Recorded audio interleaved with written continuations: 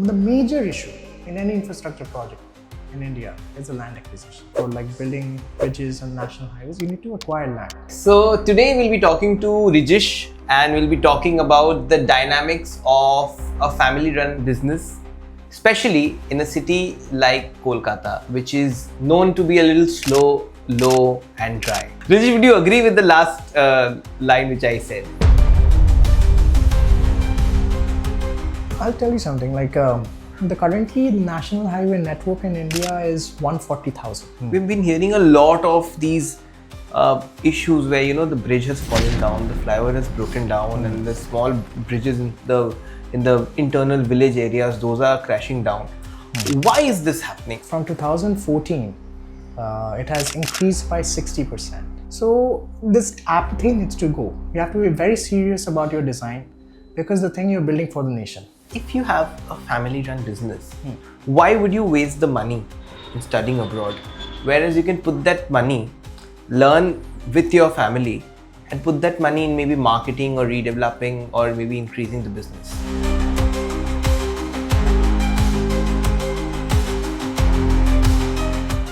If you're looking at modern office spaces in Kolkata, if you are looking at a reliable virtual office space, if you are looking at an office which is equipped to handle all your needs, then look no further than IIT-vetted in Kolkata.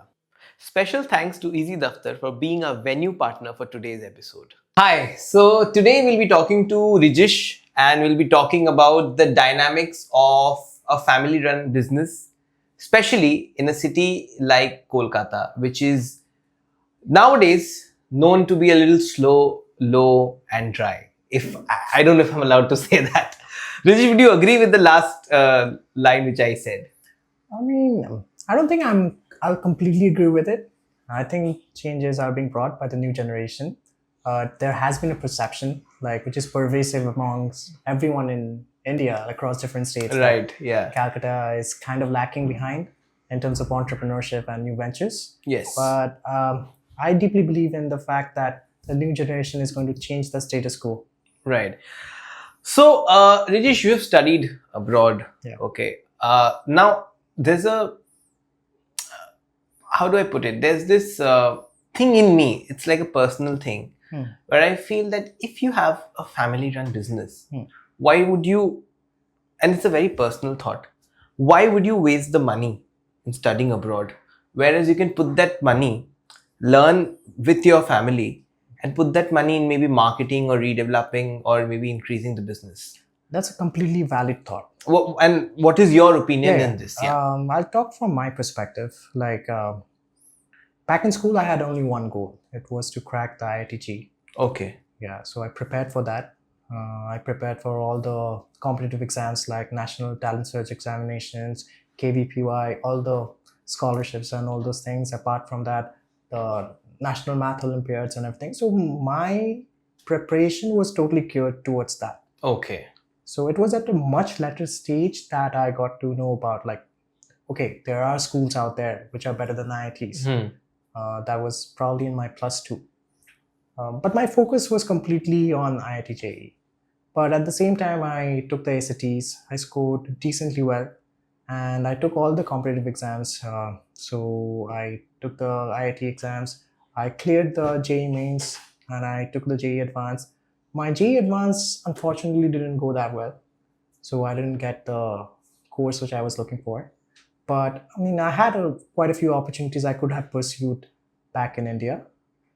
But now talking about the quality of education and this entire exorbitant expenditure in a lot of people's eyes, it's a significant amount of investment you're making. I personally believe till +2 level, the kind of education India provides, it's unparalleled.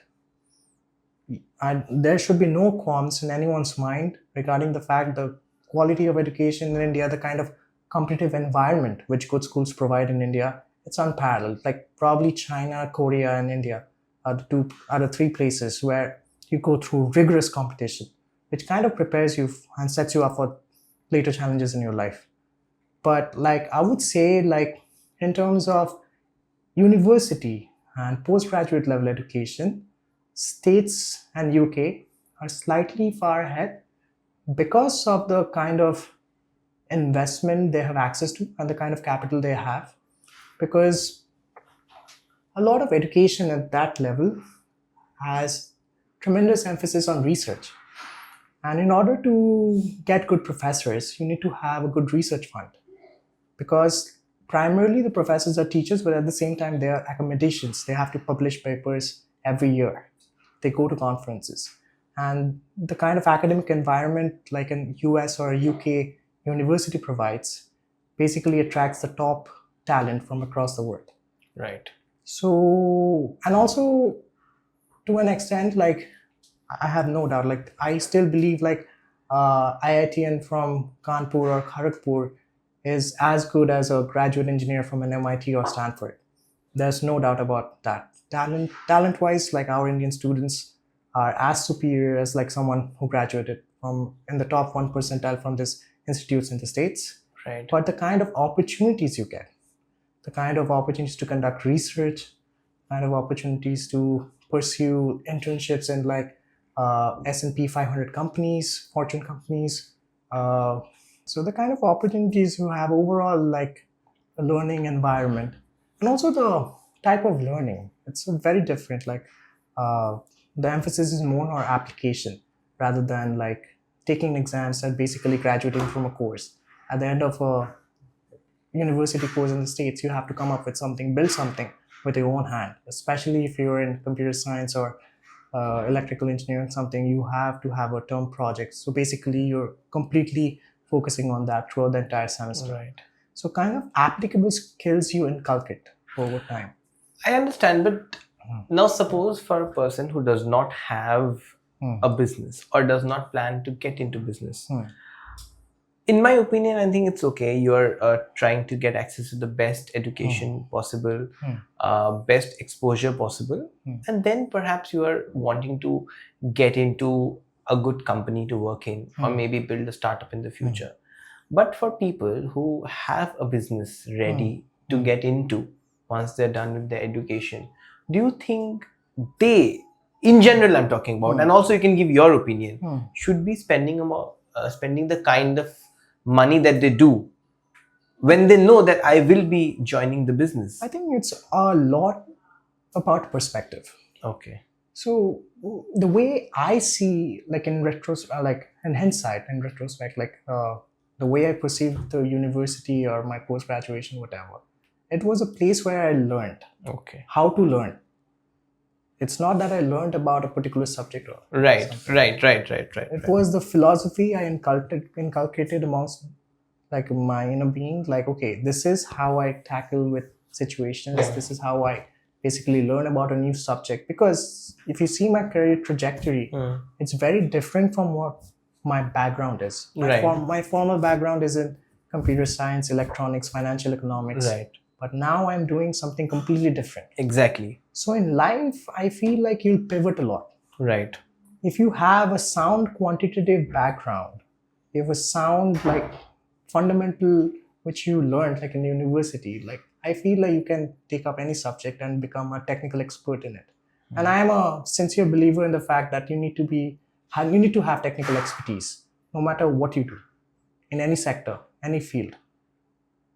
So if you feel you just having business acumen is enough to run a business or an entrepreneurial venture, I would disagree with you, because if you're getting into a particular sector, you have to know every technical beat, because you're going to be putting against yourself against a competitor who might have significant technical expertise. Right. So, but like what happens is like when you go through a really rigorous curriculum or rigorous education in university, basically you have the quantitative aptitude and the background to basically learn more. So that really helped me. Right. And what really sets apart the Ivy League schools from the rest? Ivy League, I would say like mostly the peers. You're basically like you meet people from across the world. I have friends across Zimbabwe, like Korea, everywhere across the world, like in Japan. So the kind of peers, and they're at the top of the field. They're obviously the 1 percenters, the cream de la cream of the students. And each one of them is uniquely talented. It's not only their academic abilities. Most of them have some talent, innate talent, Right. which basically distinguish them to be good enough for like this kind of schools. And this exchange between students from different cultures and getting access to professors who are deeply invested in the research, you basically see how exactly like new products are being built in a research lab. You conduct research for the first time and you get to know, okay, I can be a research academician, I don't have to go to the industry. So this kind of exposures really distinguishes the Ivy Leagues from others. But at the end of the day, it's a degree. Right. It's what you do after getting that Exactly. degree. I would cite a lot of examples. There are a lot of good Ivy League graduates who haven't done anything in their life. Right. And what is that one point of notable difference between, say, the IITs, IIMs versus the Ivy League schools? One point of difference.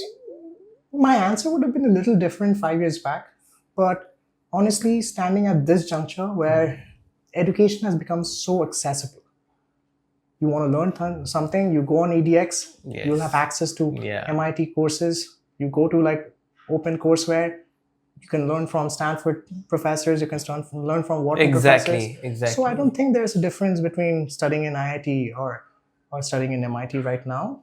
Like if you, from learning perspective, Yeah. I'm strictly talking from a learning perspective. I feel like even no matter where you go to school right now, if you really have the tenacity and the basically hunger, a voracious appetite for knowledge, I think like you can study anywhere and even like not go to university and still learn.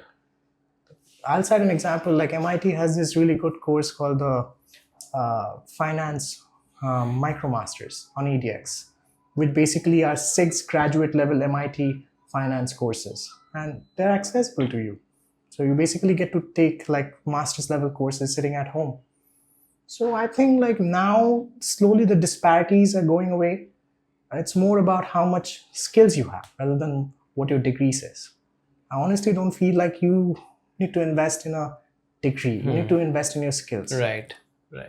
But do you think the top corporates, don't you think they're still degree obsessed or college obsessed? See, I would say in certain sectors, in 2 sectors mainly, like let's say law, finance.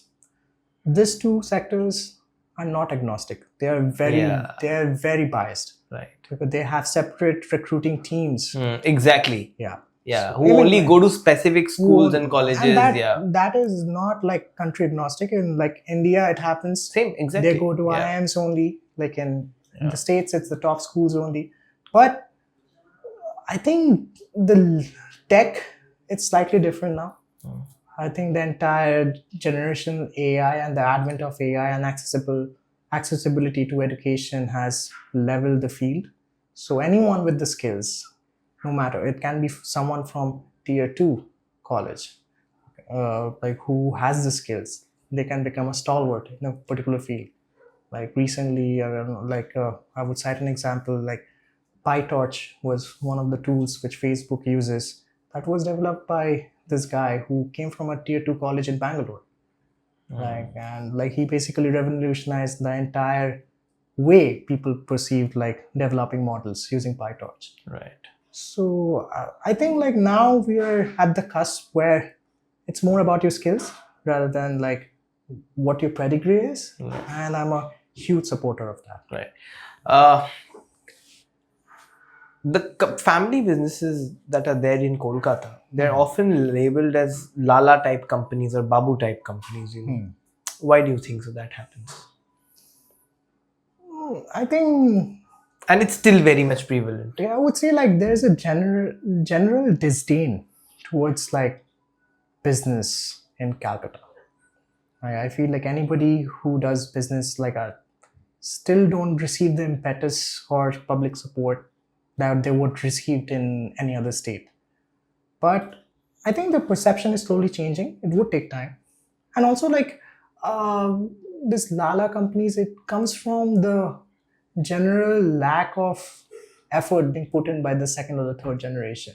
Okay, maybe the first generation did something great.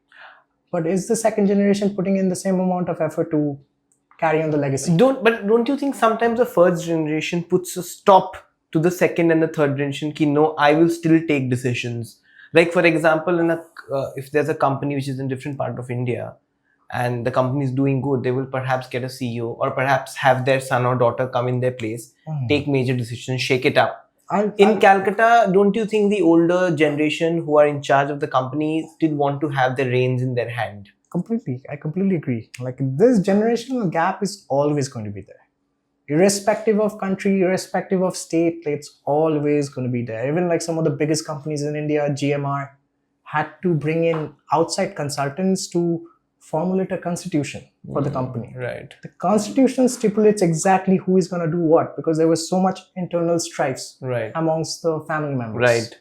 So this strifes would always be there. It's not like just because like it's Calcutta, the strife is there amongst family members. But don't you think it's a little more out here? I wouldn't say maybe a strife, but there's this hesitation in trying out new methods. I think like it's also as like a Bengali, like we're so obedient to our parents, like we have this within us. Okay, we listen to our parents, we do according whatever they want to say. But at the same time, I the think quintessential it's a two-way street. Right. The parent also has to be perceptive of the fact that the world is changing. Digitization needs to be there. So like I have a lot of conflicts with my father and my uncles, like were part of the business, but at the same time it has to be a dialogue. There has to be a dialogue how to resolve a particular situation. You can't take anything personally. Right. The moment you take this kind of stress personally, then basically it looms around you like a dark cloud and it's going to affect your relationship. Keep everything professional. Right. Whatever opinion you have, share it with the other generation, and come to a mutual consensus. Okay, this is how we're going to approach. This is how we're going to resolve the situation. And I think maintaining a healthy relationship is very important. Okay. And I think it would be the best one to ask this question. Why do Indian infrastructure projects always get delayed? That is like the question of the millennium, and everywhere I go, I get asked the same question. But I would say the situation has improved a lot compared to like 10 years back. A decade back, it was much worse. The major issue in any infrastructure project in India is the land acquisition. Okay. So the thing is, in order to build a national highway or like whatever you want to build, like I'm talking specifically for my sector. Yeah, sure. Yeah, for like building bridges and national highways, you need to acquire land. And this acquiring of land happens through this National Highway Act of 1956, which is a very old act. And there's a process called 3A where the government basically declares we're going to acquire this land, and then the government basically disburses the money, and then the land gets vested, and then after the money is being disbursed, like the government gets access to the land. But obviously the issue happens because people might not accept the rates for which they're compensated with. So they go, they go into arbitration, and the thing is that stalls. And now NHAI, which is a National Highway Association, or NHIDCL and Ministry of Road Transport, the three central government bodies, they have this mandate in all tenders that 90% of the land needs to be acquired before a project can be started. Okay. So earlier project used to start without land, complete land acquisition. Earlier what used to happen, like, okay, 30%, 40% land is there. Let the executor come in and start the work, and okay, meanwhile we're gonna acquire the land. Okay. So what was causing the entire project, the 30% was complete, but the remaining land wasn't handed over. So like the entire project ran for 5 years, 6 years. But now there's a strict mandate. Okay, if 90% land is not there and the appointment date is not given, the executor or the contractor is entitled to compensation. So now everybody is very cautious. So tenders or like any kind of job like this is not being called unless the entire land has been acquired. Right. And so, and also off late, we've been hearing a lot of these issues where, you know, the bridge has fallen down, the flyover has broken down, and the small bridges in the internal village areas, those are crashing down. Why is this happening? And earlier we didn't hear so much. Maybe there was no social media at that time, so even if it was happening, we were not aware. But right now, with so much digital media presence, I'll tell you something. Like currently the national highway network in India is 140,000. Okay. In from 2014, it has increased by 60%. So that's a significant increase, and like a significant investment have been made by the current government in order to give an impetus to the entire infrastructure industry. But at the same time, like maybe to an extent, like a deterioration of quality is somewhat seen in certain sectors, but at the same time, this cannot be a general overview, because the thing is, at a particular state, the work is being supervised by the state department executives or a representative of the Ministry of Road Transport. Right. So the onus is on the contractor and the people who are supervising the project to ensure the quality is maintained. But the government has come up with this particular scheme that 2 SPM or third party consultant visit happens once during construction and once after execution to ensure that quality is being ensured. And these are generally retired people from the ministry who come and inspect. At any point, if there's any like basically doubt regarding quality, the authority or the government can basically hire external consultants at the expense of the contractor to get the entire thing vetted. All bridge designs and engineerings get vetted by IITs. Without that, you're not allowed to execute. If there's a road over bridge, like a over railway bridge, it has to be vetted by an IIT. But even after that, there are lapses. I wouldn't say like there aren't. Is it down to corruption? I wouldn't say not necessarily corruption. General corruption, maybe to an extent. Right. Maybe like. But that's not the only reason. But that's not the only reason. I would say like more rigorous checks needs to be there. More thorough checking. Like let's say like if you're giving it to an IIT and the professor is basically assigning the vetting to a student who doesn't have that much expertise, then it's an issue. Because the professor has so many projects under him, he's not finding the time to actually go through the design. Right. So this apathy needs to go. You have to be very serious about your design, because the thing you're building for the nation. You're building a flexible road or a rigid road for 15, 20 years, a structure for 100 years. So the onus is on you. Not only on the contractor, but the government officials, all the stakeholders. Right. So the thing is, if something wrong happens, I think the blame should be equally shared by everyone. Right. So every stakeholder needs to be very conscious about how he's perceiving the project. To what extent, are the tenders rigged or maybe pre-decided? Nowadays it's very difficult to rig. Like I'm talking strictly from central government perspective. Right. Yeah. So in central government, I'll explain what the mechanism is. There's the Ministry of Road Transport, and there's 2 nodal agencies. One is NHAI and one is NHIDCL. So basically NHIDCL and NHAI are 2 independent nodal agencies. Okay. NHAI focuses on big national highway projects, and NHIDCL mainly focuses on northeastern states, also big national highway, or there could be direct projects from the Ministry of Road Transport itself. So what was the question again? Like, are tenders rigged? Oh yeah. So basically now the tendering happens via some sort of reverse auction mechanism. Okay. So it's completely digital. So anyone sitting anywhere in the country can put in their bid. Okay. So the lowest bidder basically gets awarded the job. Yeah. So it's impossible to rig, because even if like there's some understanding or between like local officials, anyone sitting in a tier 3, tier 4 town can put in the bid online. Right. So it has to be on merit. So after thorough like surveying, you come up with the costing and everything. Only if your bid is the lowest, then only you get awarded the contract. So it's very difficult, like because it has become so transparent, and anyone can go on the portal and view who are the bidders. So there's 2 kind of reviews. Once you put in the bid, there's a technical review. So your basic credentials get vetted, whether you have the financial net worth, whether you have the technical capacity to do this, and then basically your bid. Is it the lowest? So it's a 2-tier reverse auction mechanism, and obviously the person who basically qualifies for both and bids the lowest, he gets a contract. Right. And what about we see a lot of roads. Some roads all around the country remain perfect throughout the year. but there are some roads which is washed away after maybe even say 10 centimeter of rainfall. So So how yeah. is this, like, why is this divide? So the most problematic thing about like this road infrastructure is this water flooding and like how high the rainfall is.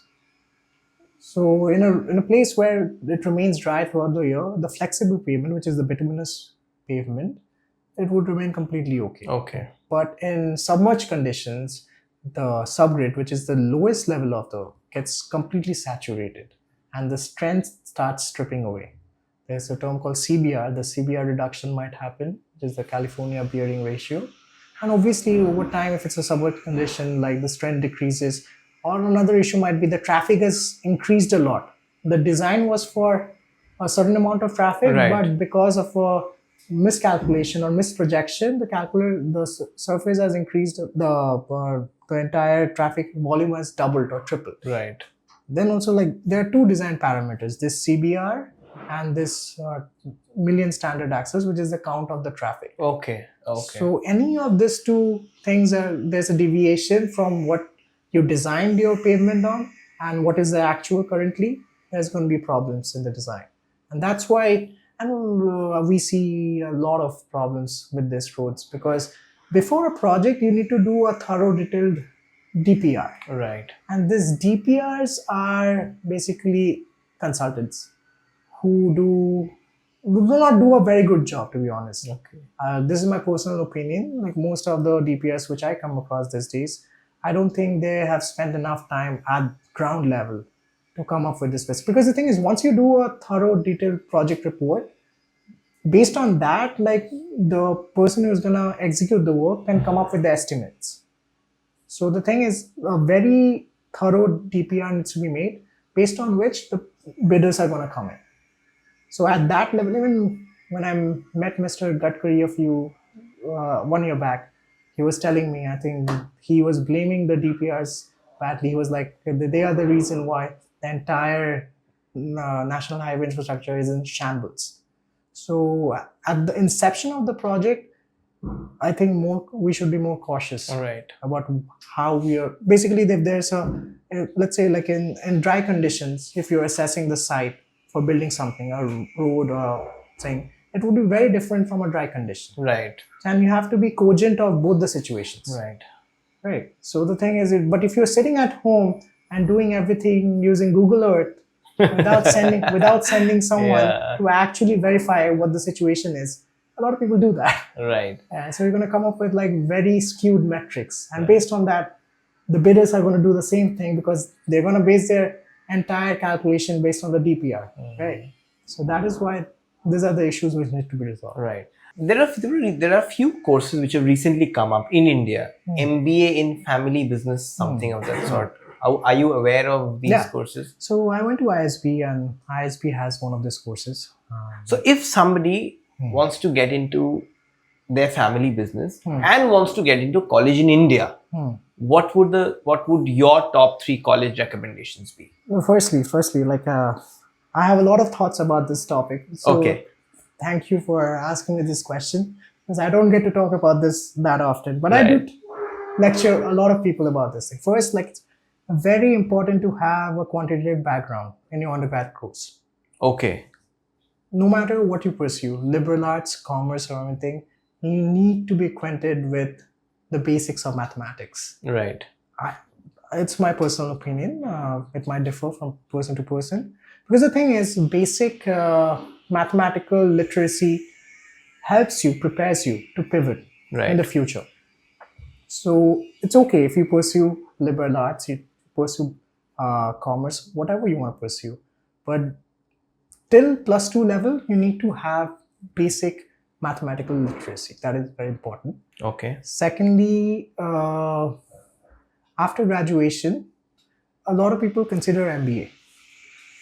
So in order to get into an MBA college, you have to take the competitive exams. Exactly. So this quantitative background, it doesn't matter what you studied in your undergrad, actually helps you to get into an MBA college. Right. And I see an MBA as a degree which makes you versatile.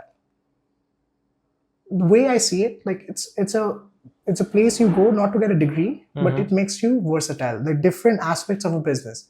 There's everything from marketing, strategy, organizational behavior, so many different aspects. So when you get an MBA degree, it makes you marketable. Right. You basically develop skills which you can use in any domain of a business.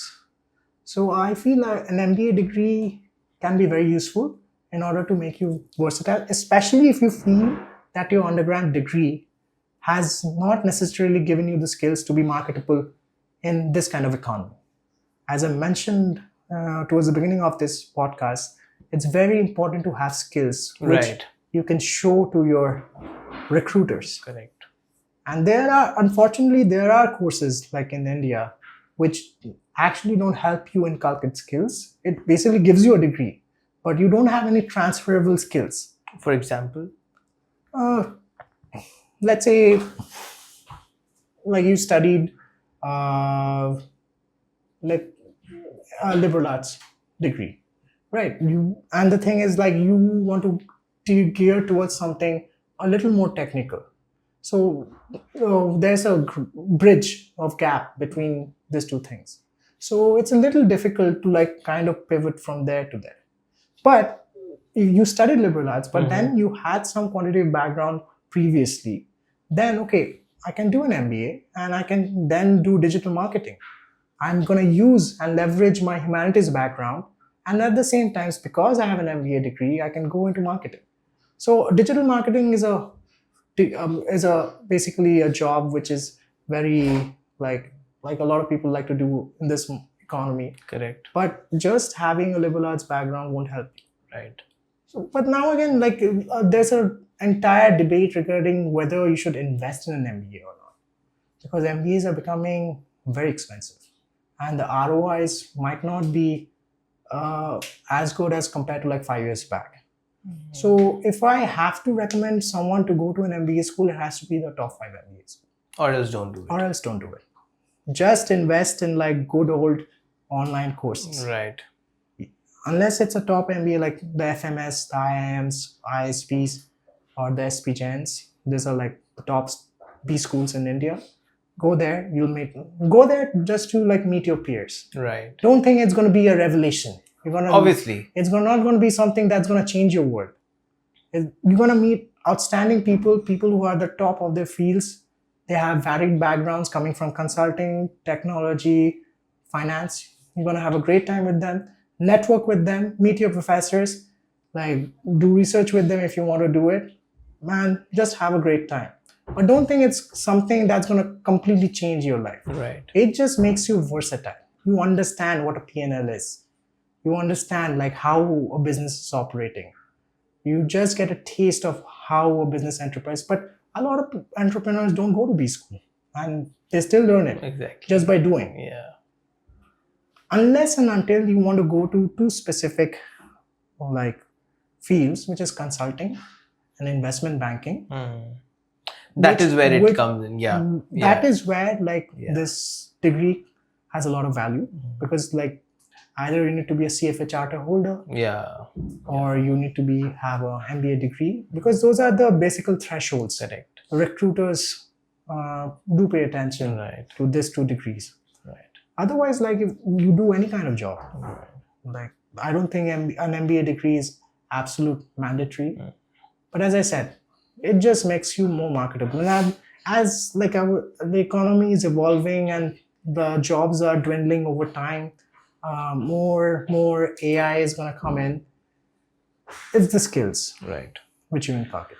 Okay, so I'll have you blind rank some of the colleges. Okay, for from US and India. Okay, I'll be giving you 7 colleges, and you have to blind rank it. So you're ready? Okay, how many are there? I'll give you 7. Okay, cool. Okay, so I'll start with the first one. University of Pennsylvania. There are 7. UPenn. 2. BITS Pilani. 4. IIT. Which one? IIT Kanpur. 3, Cornell University. 5, Okay. Columbia University. okay, I'll go with 6, NIT Trichy. 7. And the last one, Harvard University. Are you happy with however you've ranked it? You want to change something? I would like to put Columbia at 3. Okay. So it Thank- would be Thank you so much. Anytime. Had a wonderful chat with you, and It was a pleasure to be here. yeah, I really liked the insights about the issues with the road, because we as lay people, we don't understand, that why are there potholes, but the fact that you've given us the analytical reasoning, I think that'll be really helpful, at least for me. Thank you so I'm much. glad I could impart something. Thank you, Rajesh. Absolute Thank you so pleasure much. to be here. Thanks for having me.